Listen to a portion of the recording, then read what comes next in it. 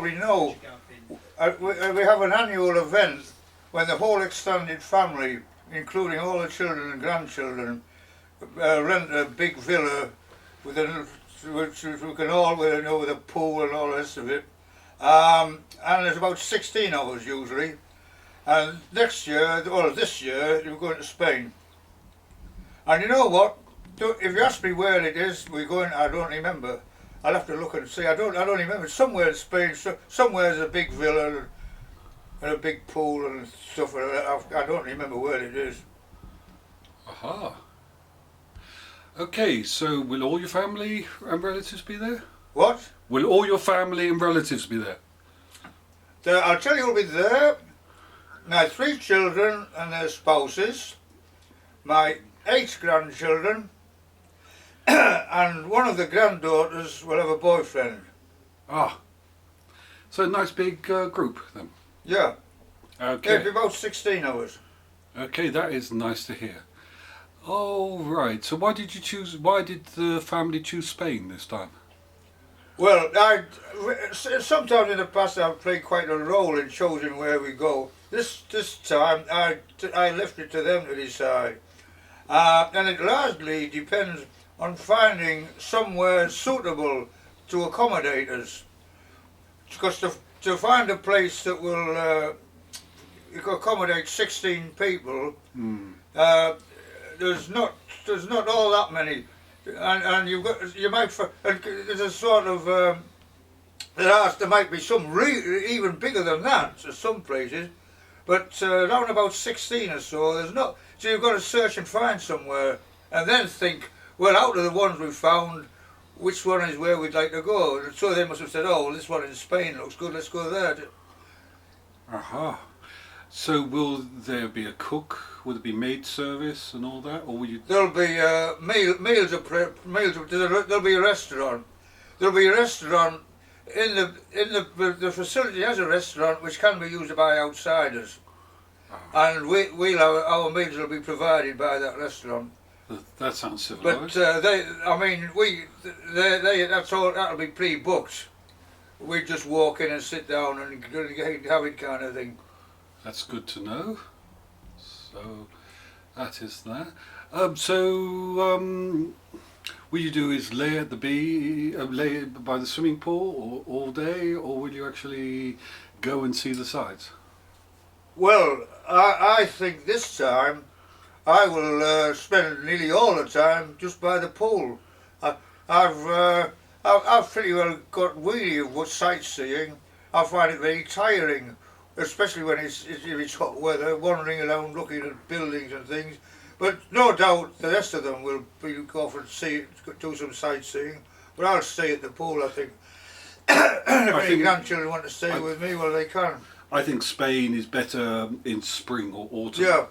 For tourism, if you want to do sightseeing. Well, it's fine if you buy in the shade by a pool and your drinks at hand when you want them. And so it has an advantage. One of your sons is a travel agent to be able to. Must get a bargain.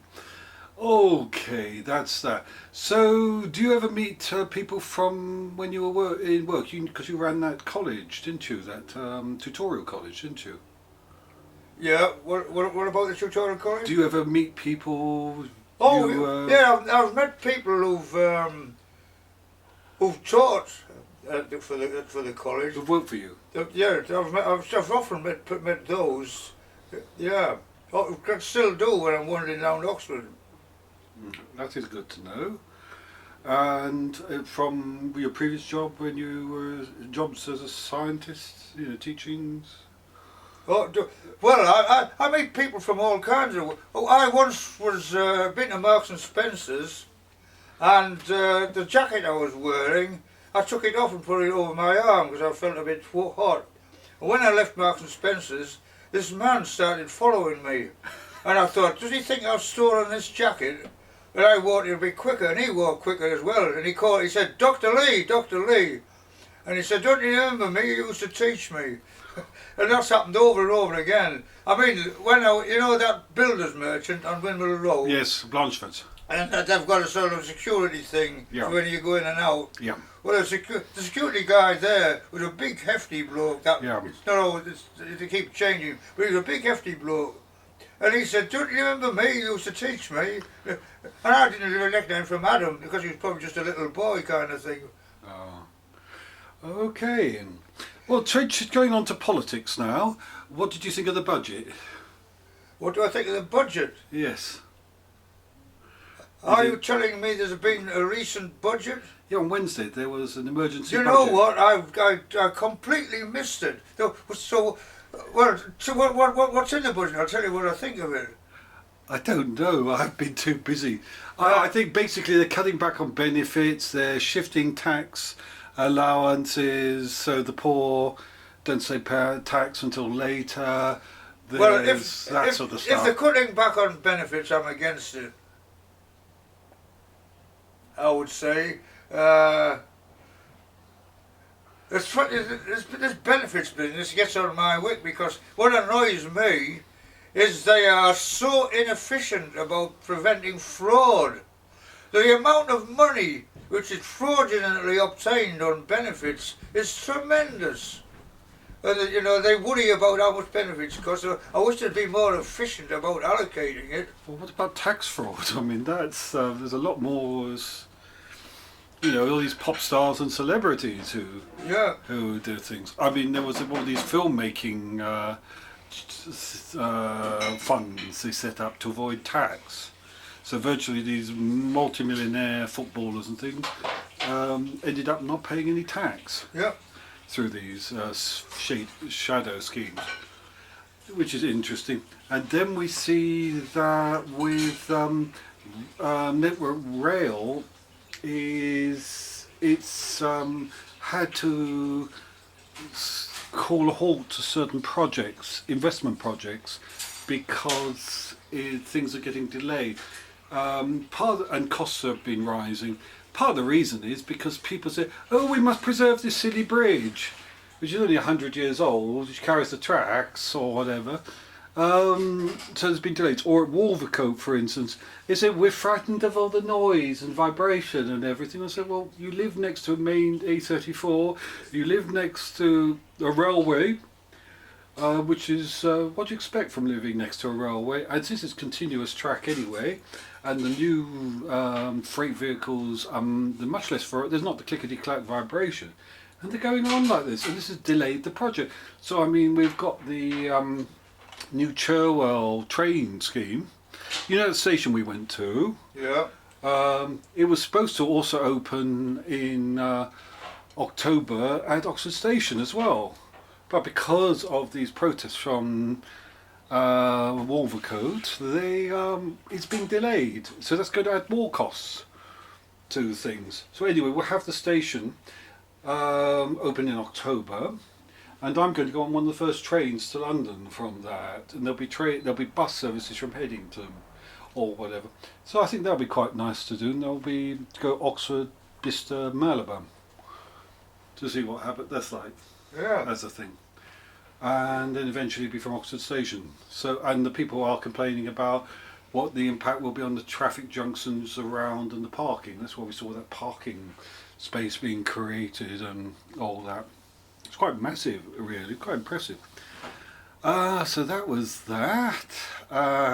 Then the Greek thing is going on. They seem to be coming to a better deal now this week. Are the Greeks being offered a better deal? It seems to be in the process of agreeing a better deal, which will mean they'll still have to make cuts. But which will mean the brinkmanship's paid off. Yeah, I mean, I did agree with them. They've been cutting. They still need to reform their economy, but they need to have some of their debt forgiven. I agreed with that, and I mean, I was talking to other economists as well. But there are aspects of the situation. But it's galling to think that they don't collect their tax efficiently, isn't it? Well, they're now increasingly. Yolanta, please come in. Come in. Yeah. So there it is. Yes, it is improving. So what is your Open University assignment about, Jolanta? My assignment is about marketing plan for the shop who is suffering recently with the dropped sales, and we need to plan what to do to improve sales. And what is your solution? And use all the marketing tools to improve the sales. Television advertisements and other tools that we need to be reconsidered. But you do realise there is a budget of what is available, people have as money, because television can be quite expensive. Yeah, small businesses can't afford to do television adverts, I suspect, on the newspapers. And the other thing you've got to consider is what they call how effective different types of advertising are. Because if you spend £1,000 and you only it's your advert is seen by one person, it's not as effective as you spend £1,000 and it's seen by 100 people. That's what you've got to use in your calculations. Very careful plan. Yeah, I agree. Okay. Sorry. Okay, good. Which is fun. So that is interesting. So that is there. So we'll see what happens. Things are changing. They have put in Greece. They have put in new processes and procedures, and they're getting rid of a lot of loopholes. But it has really upset a lot of vested interests in Greece, from my observations, from what I read. Yeah. But I mean, they've still got to privatise the energy industry. Also, the point is they want to use Greece as a... Shall we take the opportunity and kill two birds with one stone that will be useful to talk about tomorrow? Okay, let's talk about tomorrow then. Have you drunk any of this? Yeah, Okay. I can reach over for it. Okay. Okay, let's talk about tomorrow. So what time should we be ready? Well, I would suggest we get a train leaving Oxford, say 6 p.m. 6 in the afternoon. Okay, yeah, that's okay. And then we get there early evening. Yeah. We can check in at the hotel. We can walk along to this fish and chip shop, which is right not far away. Yeah. Take the fish and chips back to the hotel. We were provided with cutlery and plates and everything in our rooms, so we can sit down and relax, have our fish and chips, and it's a fish and chip plus all Indian food and stuff like that. So I'll just keep it simple. Or whatever you want. I think I'll just keep it simple because everyone gets excited. Right. So and of course we can talk then as well about what we're going to actually do. The thing is, if some of the people involved in this project are willing to talk to us, to give us interviews tomorrow, that'll be very interesting. Oh, absolutely. But this is an event for fans and sponsors of the event, of the technology, the thing that's going on. Because this is not press. As regards, the only people there tomorrow, the audience is entirely 1K members. Nobody else. Yeah. It's just members. The members who have paid the subscription. So it might be worth talking. So you've got to say to each of them, "Would you mind? I want to record this on my things. Do you mind if I have a talk and record it?" You've got to keep saying. You can't just film because it's a private event. Yeah. All right. Because we don't want to get into trouble with anyone. Okay. As a thing. Anyway.